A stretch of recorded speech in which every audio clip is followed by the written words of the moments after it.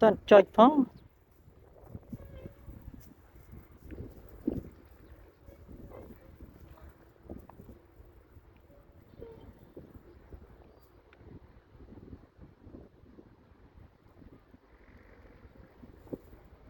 Bisa lah nurut raya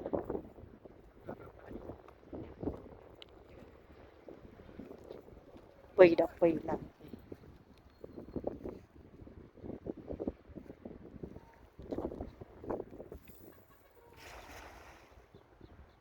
Chọc xong đà chuột đó Wow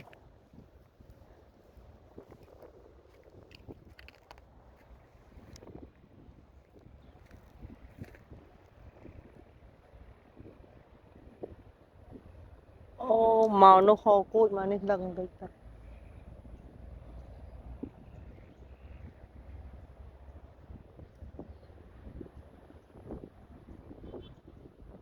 Chuột ấy Mùi lỡ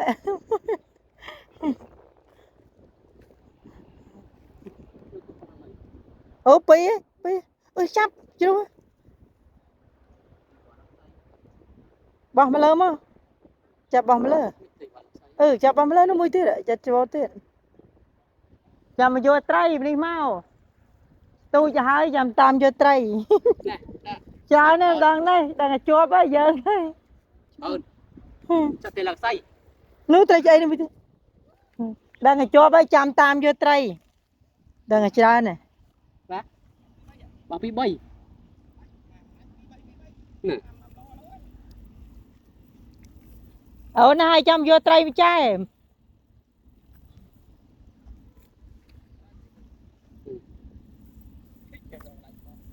Rung lên mong cơ nhầm thọt video tới ơi trai ồn bàn chào này nè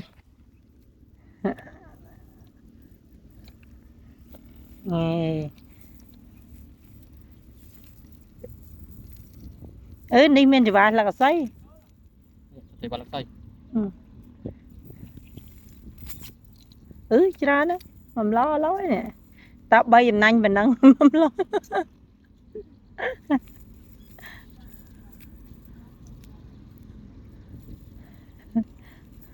vì một bao tôi mang tay băng ai nữa thọt mà trên anh mà cái nói nè